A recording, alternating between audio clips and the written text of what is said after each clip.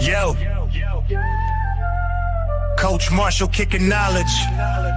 Higher ed collage. Mind open wide, thoughts bridge the mileage. Whistle round the neck, wisdom in the flex. Podcast vibes, breaking through the plex. From court to the board, lessons never hoard. Grit and grind, hustle, hear that lion's roar. More than a coach, stories to encroach. Life's game plan, he the master with the approach. More than a coach, Coach Marshall be the guide. Lessons for life, take it all in stride. Podcast dropping gems, knowledge nationwide. Together we rise, unity can't divide. Life's more than X's and O's, destinies composed. Breaking every chain, no limits to the flows. Strategy and passion, top tier fashion. Marshall on the mic, lights, camera, action. Heart of a lion, vision of an eagle. Breaking every barrier, lessons truly regal. Court to the world, dreams unfurl. Guided by a mentor for every boy and girl.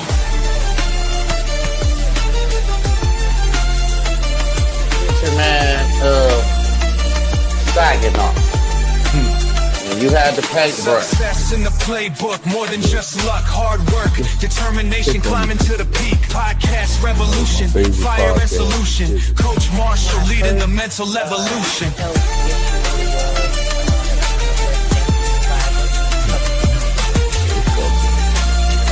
Yeah, it really was. You hear that you have the keywords, you automatically think that God saw fit.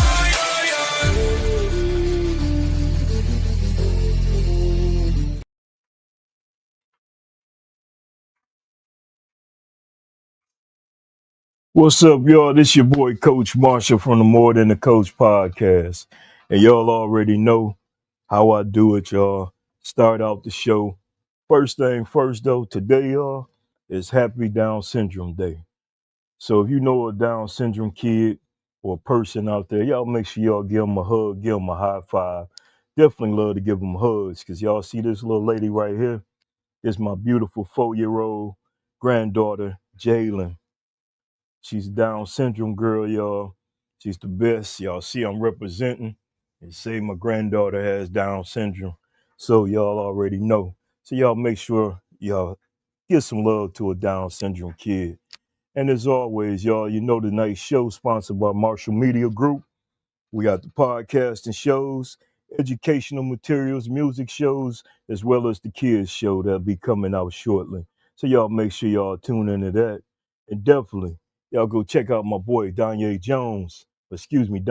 Jones. It's Something Every Day podcast. Every Thursday night, check out his Friday Fables. And y'all make sure y'all lock in with him. And then another one. Let's see what we got. Oh, that's the Southern Soul. Check that out Saturday morning. Actually, tomorrow morning, I'll be rocking it out with my cowboy boots and hats on. So y'all make sure y'all lock in and join your boy for the show. Let me get the, let's see. Just log back in, Mark. Let me hit the show and just tell you, let's get our sponsor tonight, y'all, before we get out of here. This episode is brought to you by Demon Proof, a brand built on resilience, grit, and simply finding a way. Whether you're an athlete, a regular person, or someone grinding in life's challenges, it's a mindset born from an idea. No matter what life throws at you, you can rise above and find a way to succeed. So check out the athletic gear and streetwear designed for those who hustle on and off the field. Plus, their mission is to empower communities through youth sports and camps, events, and partnerships that makes Demon Proof more than just a brand. It's a movement to inspire the next generation. Join the movement and visit dpe1.com. Use promo code M.T.A.C. for a 10% off your next order. And follow them on Instagram at demonproof_empire.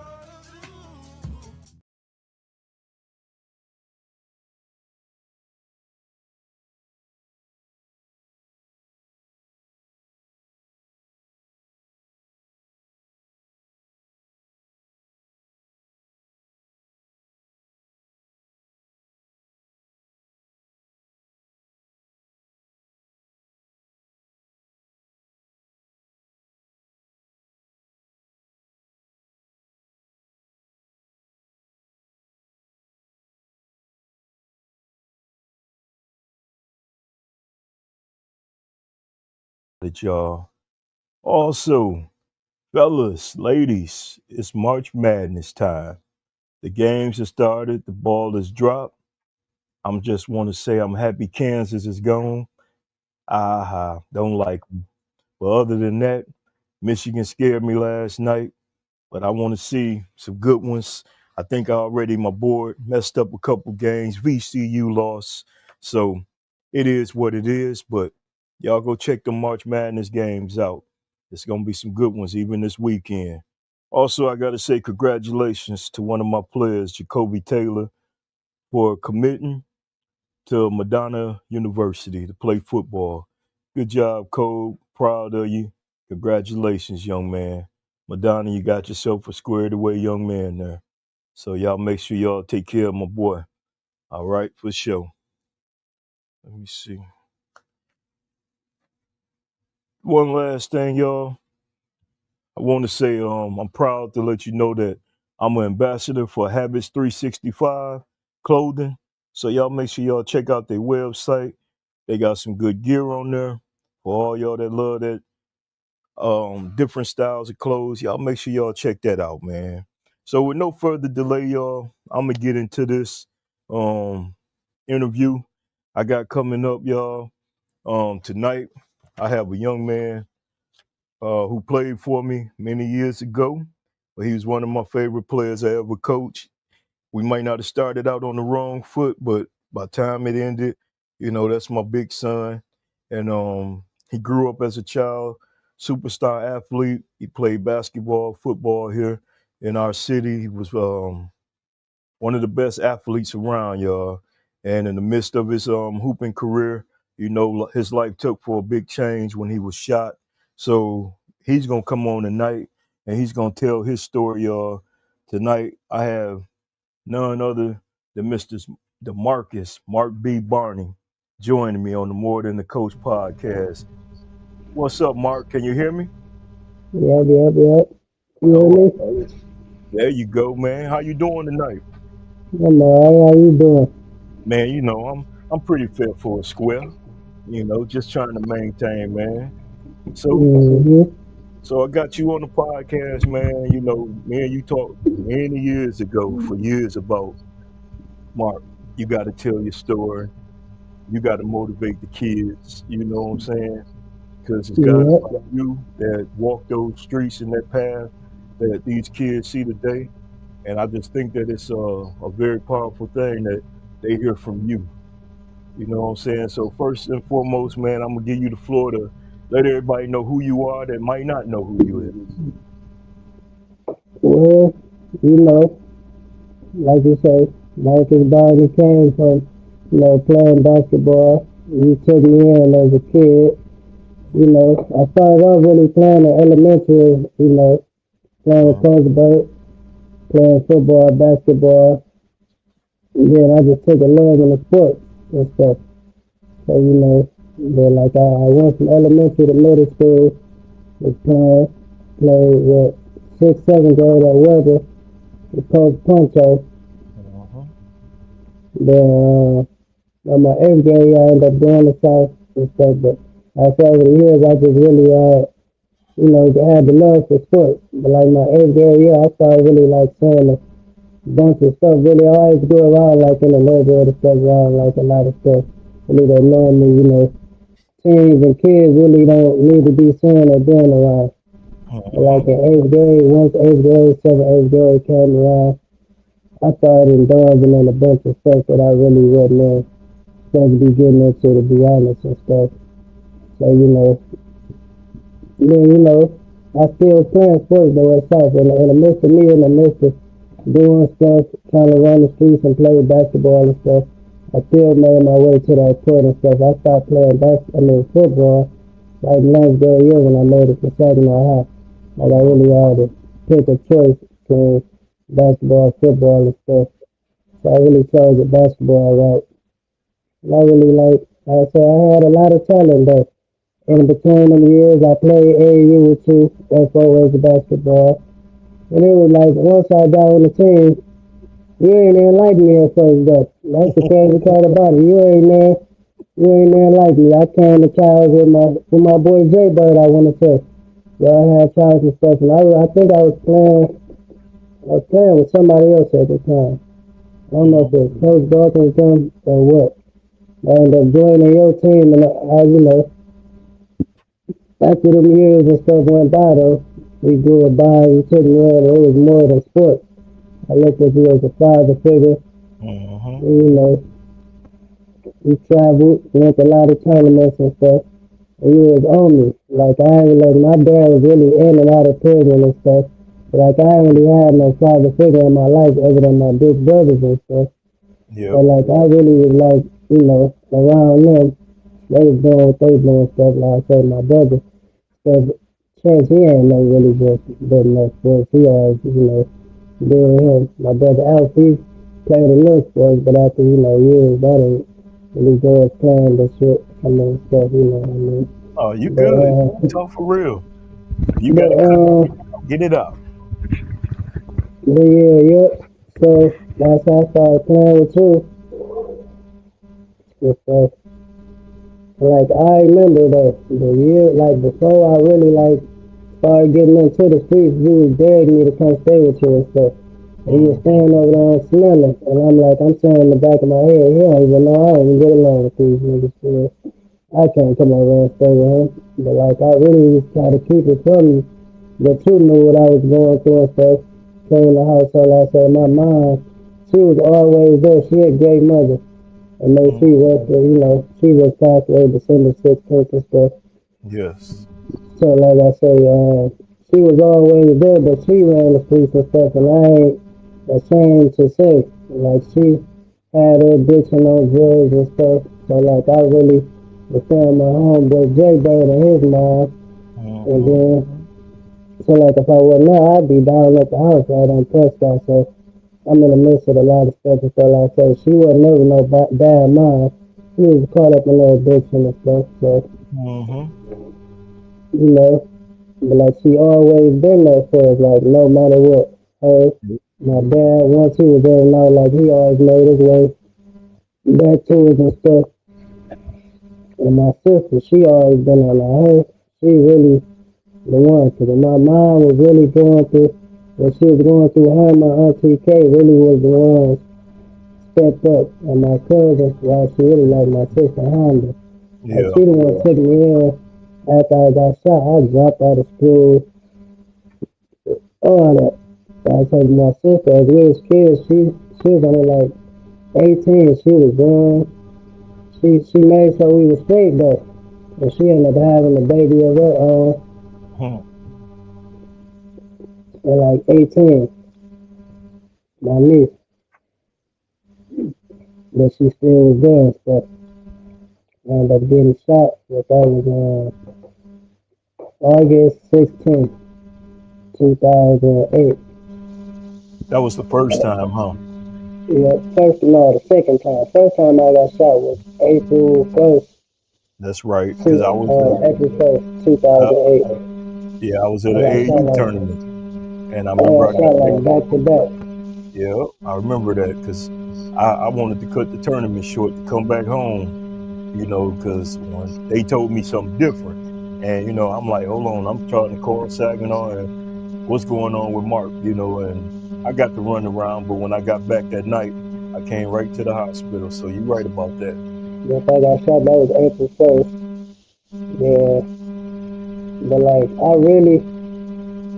really like when I got shot. Like that time, like it really didn't phase me or nothing. Like I still was trying to, be in the streets, doing what I do. And then that second time I got shot, it really hit me. But then for the longest, I really felt some type of way like with Coach Dawkins. Cause I played at Saginaw High and he ended up kicking me and my homeboy Kobe out the gym. And Hmm. so we had got into it and stuff, got into a little scuffle and stuff. But he was a good coach, don't get me wrong and stuff, but he really, like, I don't hold a grudge against him right now. Let me clear that up. But like for the longest, I felt like he was the reason that I got shot because he kicked me out the gym. He told me, don't come back to his Hmm. gym. And that was literally the last time I played basketball. That summer I got shot. For Wow. sure. Like I got kicked out the gym. That was in it was like something going on. I want to say like open gym or something. Yeah, and yeah, in the winter, we was playing against Day Day and Daniel Weston. Hmm. And we won. And it was just a bunch of shit that really wasn't nothing. But we Yeah. really took it to something that it wasn't really supposed to be. And he kicked us out the gym. And that summer I ended up getting shot. That was the last time that I played ball ever. Like I was 16. That was my ninth grade year going into 10th grade. And I remember though, like he really motivated me though, because like he used to have the coaches come see Hmm. Day Day them. I want to say it was like the first college. I want to say it was like Missouri or somewhere. I had the first like school looking at me and stuff. But he used to keep the good colleges come to look at Mike Green, Hmm. Daniel West, Draymond, and all them and stuff. But I still was doing a bunch of shit that I really wasn't supposed Yeah. to be doing. Yep. I Yeah, remember. I remember because your ninth grade year, I got a call from coach about University of Missouri. Had reached yeah, out that's to him what it about. was. Yep, I never forget that because he asked me more about you and wanted to know about your background and stuff. And I'm gonna jump back to something you said earlier when you said when I first met you, and you said I ain't like you. Yeah, I remember that first practice we was at the Civitan when yep, Coach Galvin, him and Puncho brought you in there, you and Jay Bird, and the kids knew who you was, but I didn't know. And yeah, I introduced myself and we, said hi and everything. But then when we started getting into practice, you was doing your own thing. You didn't want to listen to me. And so I yeah, told Puncho, I was like, I was for real. I was like, man, who is this little nigga? I said, he don't want to pay no attention. I said, y'all know my rules because, I was that so-called mean coach back then. yeah, And they was just laughing like, man, you got to give him a chance. He can hoop. He a good kid from the neighborhood. And I was like, all right, then. So I think we had a tournament down in Pontiac that following weekend. And then I got to see you really play basketball. And of course, during practice, you start getting better during the weeks. But like you said, man, we grew a bond that like a father and son bond. To this day, I call you yeah, my big son,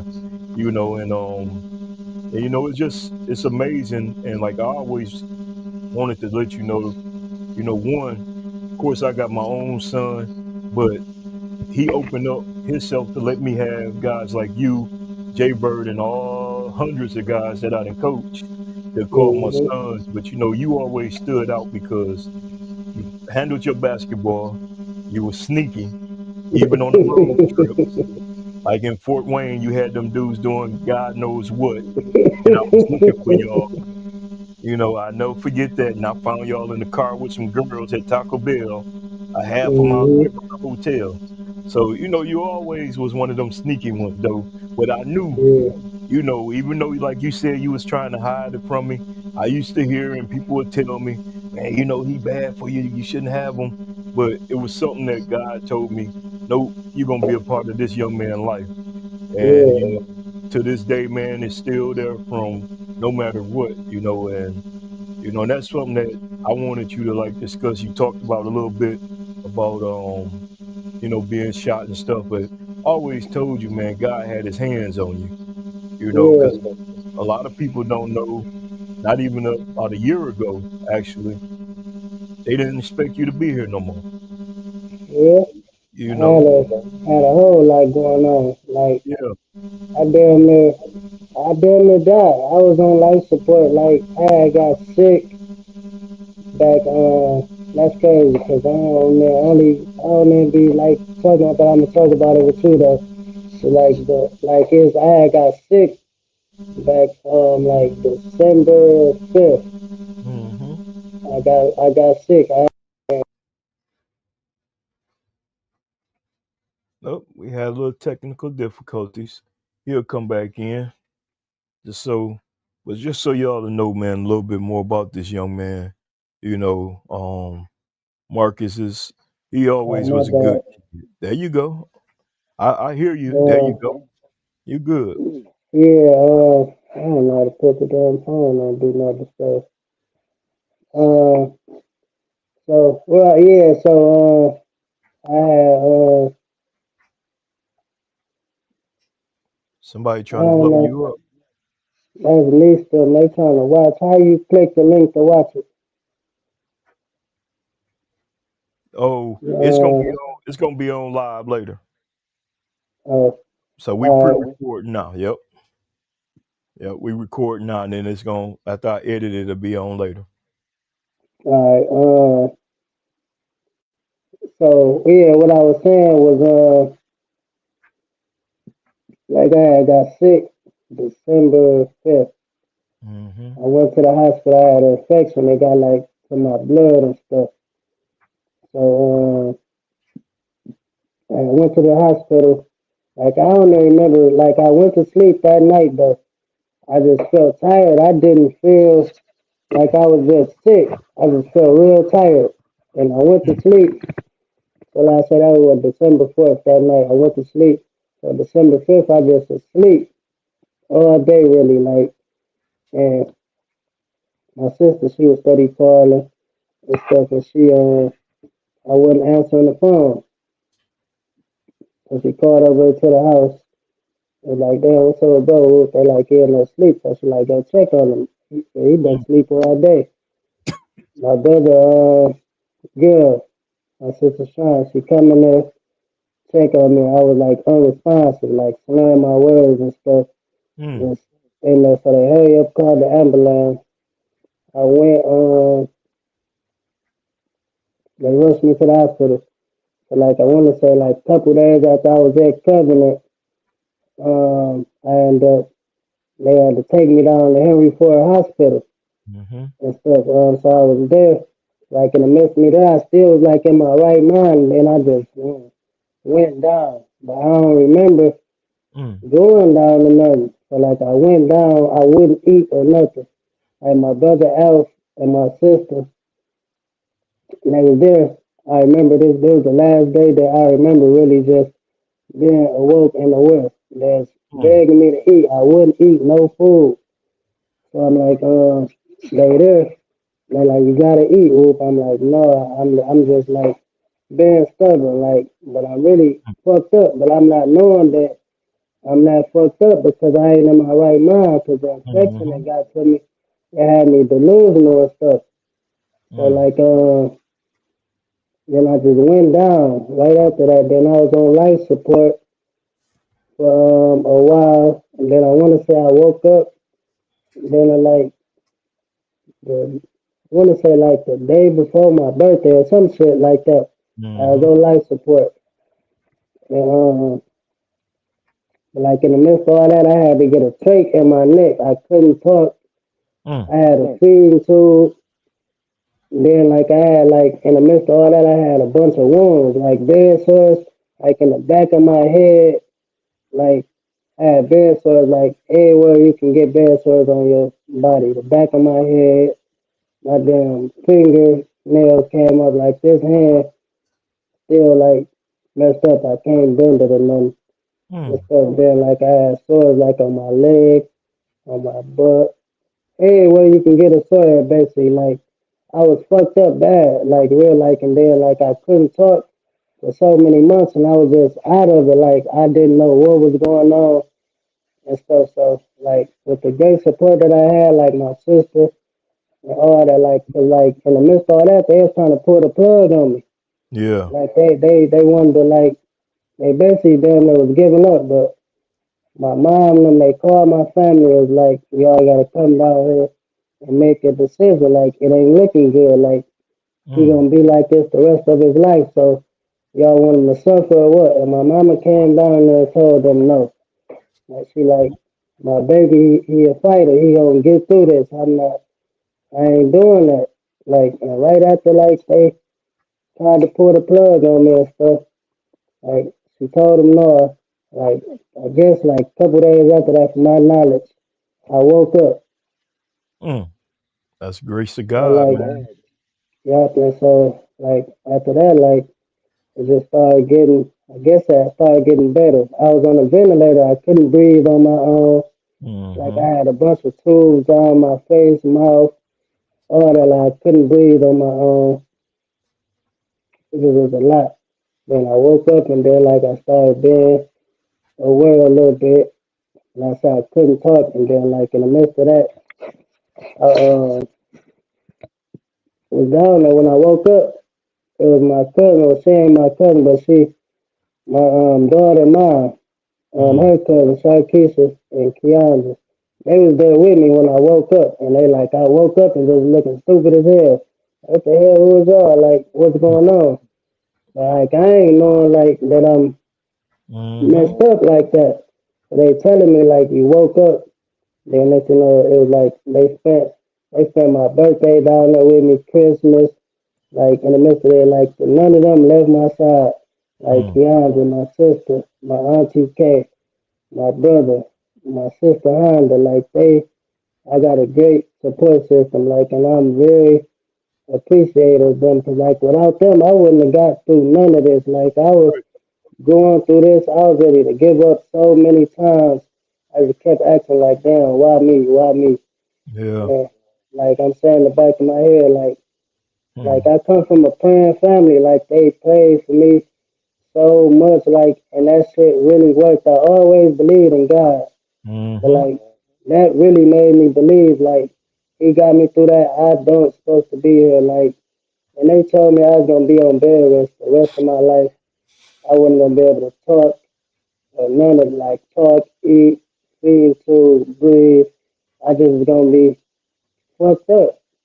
And Mm-hmm. like my family like, no, he gonna get through it. I left Henry Ford and I came back to Saginaw.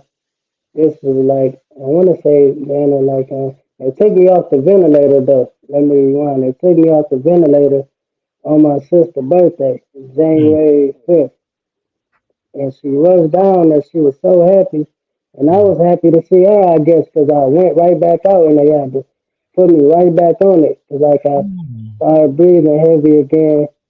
They put me right back on it. Then I got sent from Henry Ford to Saginaw Select. When I got there, I Mm-hmm. started being aware, but I was so little. I was like 70 pounds, just straight skin and bones. I didn't look at myself like I didn't look like myself. I mean, like I was fucked up bad. So like And I got back there. I said I had to be. After that, I got back here. I want to say like on my mom's birthday, January 20th. When I got to select, them staff there, like they great. Like I got the cake took out. I remember the lady, she came there like after a while, like I had the feeding tube. I couldn't eat on my own. mm-hmm. Then once I started eating it, I had to go from like ice chips to liquid diet to some shit called parade diet, like when it's all Yeah, when they smashed up together. yeah, the worst. Man, that shit was so bad. I went from that to a liquid diet, a soft diet, and then after the soft diet, like I started just coming along and stuff like eating. And, in the midst of all that, though, like I had a trach in my neck. I couldn't talk. I couldn't Mm-hmm. talk for like 4 months. And that shit was like fucking with me. I just was an emotional wreck. I'm just crying, crying, crying. Like I'm just messed up. And like shit, the shit just was fucking with me. And the lady just was like, do you ever want to talk again? I'm like, yeah. So like we're gonna try to take this trach out your neck and we're gonna try to help you talk. Like my voice is like real raspy though. Mm-hmm. Like it was like low as hell, like I couldn't really what's that? Uh my bad. Tell them I said what's up. uh Cause my said what's up. Uh like she had told me like mean, if you talking, I take the strength out your neck and stuff. So I'm like, all right, so like I said, my voice is real low, raspy and stuff. Like I started they took the trach out, like I just couldn't talk, it was like real low. Mm. And stuff, so like they had started doing me through therapy, speech therapy and stuff. And, yep, where I'm at. Man. Well, you know, But, I gotta ask you, Mark, man, because you've been through hell and back, man. What kept you motivated? to be honest with you, my family, Mm. like like I realized like I got a purpose to be here. Like Mm. and it's something like you always tell me like write a book and I always be telling you I'm gonna do it or I'm gonna be like a motivational speaker or something like that. But it really was just my family. Like without them I wouldn't have got through Mm. this. I'm gonna be honest, like I wouldn't have give up bad Yeah. so many times like I didn't it was them. It was them. I just gotta give it to them. I'm gonna be honest. Like Yeah. I can't take them and God.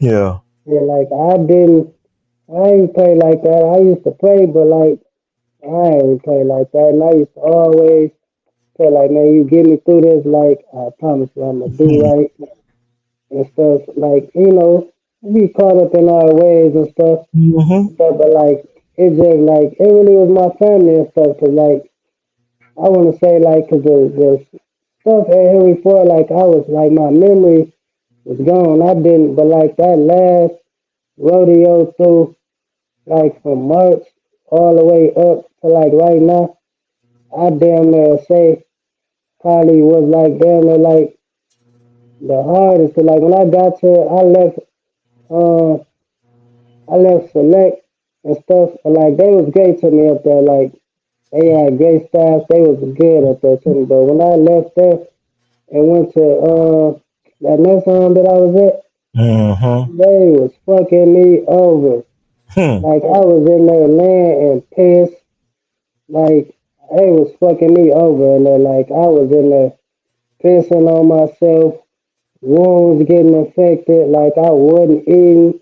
Mm. Like they was in there, everything you can think. They was in there fucking me over. And in the midst of all that, my homeboy got killed. Tay Mm. Tay. That shit just fucked me up. I already was an emotional wreck. He got killed in the midst of me going through all that. So like after that shit happened, I really was just like fucked up. Really like in the midst of me going through what I'm going through. Like that was my nigga. Like if everybody knows, that's my nigga. Like and that shit fuck with me to this day. Like Mm. that shit don't sit well with me. Like and that shit. I was laying in there. I remember the day that shot, my sister called me. Like, they said Tay just got killed. I'm like, hell no, not top. Mm. And I said, and I talked to my brother. He like, hell no, I just got through talking to this nigga. He called me right back like, they got both. Mm. And shit, and I'm like, damn. But it's crazy because when they told me, they said my heart rate just dropped. Like, I got to like panic and cry real hard. They had to run in the room and shit. The nurses had to help me like calm down. Like that shit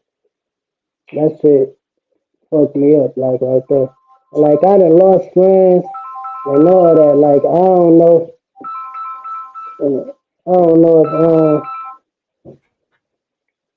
that shit just hit me so bad because I was going through what I was going through. Yeah. But like that shit fucked me up like that. Yeah. Yeah. I'm sorry about that, man. And then, to see you fight through all that to get back home to your family, man. And then for y'all as a family, y'all lost the glue to the family this past Yeah. December, man. And And your I feel mom like she stuck around to make just till sure she you was realized right. I got. Yep. Mm-hmm. She made sure her baby was right before she went on in transition. And Yeah. man. So how you been That shit, doing since that, man? How you been that holding up? shit really like, that shit, man. That shit crazy, dog. I know, I know. I'm praying for y'all still, man. I was happy and glad that I could be a part of that day with y'all, and that home going, and just to hear the good stories, man, and to see you and your family together, man. So at least That shit, though, it's just, 'cause I really feel like, though, I came home like April 30th, Hmm. beginning of March. I still was on bed rest, feeding tube. I couldn't do shit. Like, I remember a day I was in here, I had like a Hoyer lift. Hmm. I couldn't get in the bed or nothing by myself. And like, me and my brother Alex got our relationship so tight. And like, Hmm. they was getting me up in the Hoyer lift. And I was frustrated, like, man, this bitch ass shit, man, this shit ain't it. And I remember that nigga told me, like, man, shut your bitch ass up, man, you gonna be straight. And that shit stuck with me, like, and I don't know what them little words, that shit motivated me, like, nigga, shake back. Like, Hmm. and like, I real deal, I've been out the hospital down there, like, March, I said, like, in April. That shit made it like a whole year. I Hmm. shook back in like 6, 7 months. Like I was here every day with my mama. Like Hmm. we was always close, but like we built a strong bond. It's like soon as like she felt like my baby straight now, she checked out on me. Like I went through that shit with my dad, man. I watched Hmm. my daddy take his last breath, Hmm. and like seeing my mama do that shit, dog. That Yeah. shit don't sit right with me, man. Like that shit fuck with me bad. Like Yeah. And I understand that because shit. you done lost both parents, man, and looking at you even right now, when I met your pops, man, I see him looking at you right now. And like you said, John's with my you, nigga. He is a smooth. He is all I got. yeah, you know what I'm saying? And I mean, and that's what you have to fall back on, the memories, man. Like I remember stopping by, seeing you and mom just sitting on the porch. Those memories that you cherish for the rest of your life. You kicking it with your pops, man. But at the same time, having the brothers that you got, since you was young. I never forget when I first met Chet, and he told me, "All right, coach, you taking my brother on these trips. I'll be fucking up my brother now." And I'm like, And, I'm just trying to, take him and go play ball. But he got straight gangster with me and G checked me for a minute. But they knew that, it was nothing but love. And every time I seen Alf, man, we talk about you, and he always gave me updates on you and stuff. So, and my family love you just like our own. Like you and said, my question, we tried to move you in when I seen you going down that road. But at the same time, I used to mm-hmm. tell people the love he got for his family is you can't take that away. And I And understood and I respected that. yeah, that's my boy. Hmm. And like I say we got a tight knit family. Him, my sister, my niece. Like my niece, Hmm. she been through everything with us. Yeah. She be rocking out with her uncle. That's my baby. They all Yeah. on up. Like she been through everything with us, from us being shot. Hmm. Like when my mom passed and stuff, like she got to experience my mama being a real grandma. Like Mm. she was there, like through all that. Like she been there, like from planning the funeral.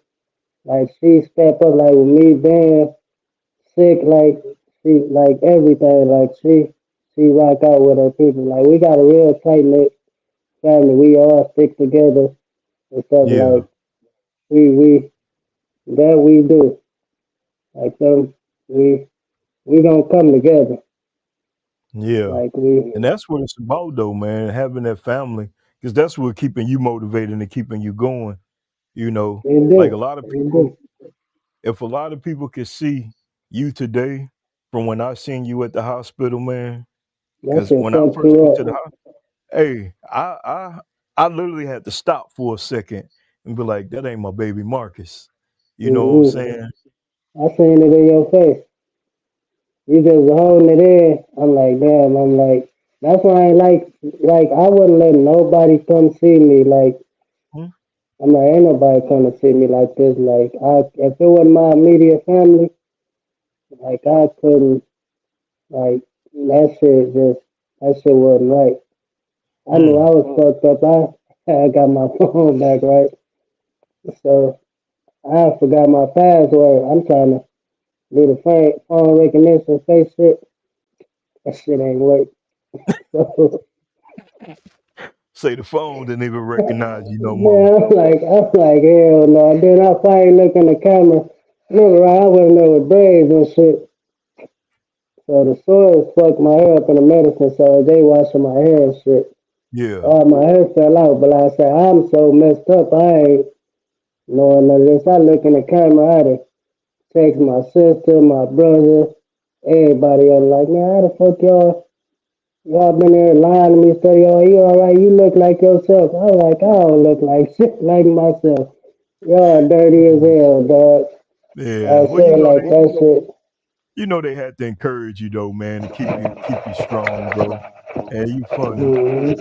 That's cool Yeah, I though. be laughing about that. I be laughing, be like, it's a lot of stuff they go through, but I don't try to let that shit be. Yeah. Baby, I got stuff to live for nieces, daughter, 18, my ATK. That's my baby there. Yeah.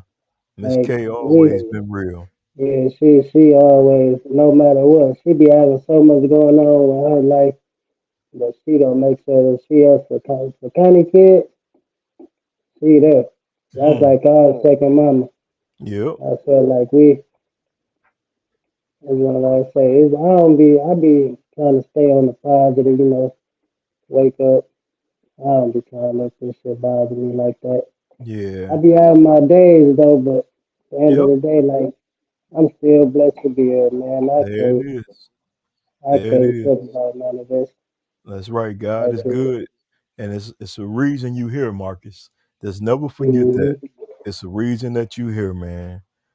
Yeah. So before we get out of here, man, is it anything that you would like to say to a kid that's watching you today that was on the same that's on the same path you was on as an athlete that might veer off to that wrong road? Is there any encouragement or positive words you could say to them today? Just really chase your dreams. Like, you can't really, like, the streets ain't what they seem to be. I can tell you that. Like, that shit ain't, if you got a dream, it ain't gotta be sports. It ain't gotta be, it ain't gotta be sports. If you wanna be a doctor, lawyer, like, chase your dreams. The streets ain't what it's saying. A motherfucker ain't gonna, you see the glitz and glamour of motherfucker getting some money, might be fly, have some bad girls, all that, but like they ain't telling you the chances that you're taking to be away from your family and stuff. Like, if you got a dream, just chase your dream because the streets ain't right. That's And right. these niggas telling, these niggas be the police, Hmm. and they gonna get some chick away from your family. And this shit ain't what it's saying, man. It ain't that. So if That's you got true. a dream, just chase your dream. Don't try to be in the streets, man. Take it to my advantage. Look at me. I'm still blessed to be here, but I was one of the best basketball players out. Like, and I wanted to live a double life, trying to do what Hmm. I do. Like, but I accept what come with it. Not that I got in the streets and did what I did. Like, you gotta accept what come with it. So like, I don't trip about it. Like, I still love the game. I still go to basketball games. Still watch Yep. sports. Like, if you got a dream, just chase your dream, man. The streets ain't what it's saying, man. This shit ain't it. This shit is watered down. Right. And it ain't that. That's all I really can say. The streets ain't what you think it is. Hmm. Yeah, like, You got a dream, just chase your dream, man. Stay focused, stay in school, and get ahead and get away from here. Like this here ain't it. There it is. It's more to life than what y'all see around here. There it is. Man, Marcus, this is what I've been waiting to hear. You tell your side of the story so people would know. For real. You already know there's nothing but love here. Always, my No big son. question. And man, we still gotta get out now. We gotta go get that dinner together.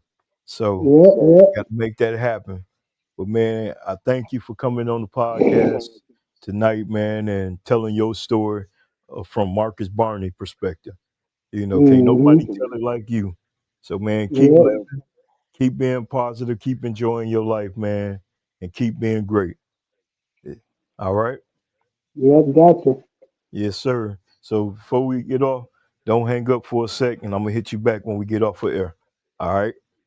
All right, I love you, Mark. love you too. Yes, sir. As y'all see, I just had a chance to get on here and talk to my guy, Marcus Barney, y'all. Got a powerful story. I hope something he said reaches one of y'all youth out there that might be heading down that road that he went down. Like he said, living a double life. It caught up with him, but God sent him through hell to bring him back. And you got to hear his own words tonight. So y'all, this was a pleasure to sit down and talk to him and interview him. So with that being said, y'all, this your boy Coach Marshall from the More Than the Coach podcast. And I appreciate y'all tuning in tonight. I'll see y'all next week. Peace. Step into the zone where we elevate minds. More than just a coach, we're breaking the bonds. Lessons to inspire, lift you off the ground. In the sound we redefine the way we're found. Tune in, turn it up, let the vibe explode. Knowledge drops heavy on this winding road. More than a coach, we're a force on the rise. Busting through limits, reach for the skies. Each episode a journey, take a leap with me. Building greatness together, we're born to be free. Born to be free.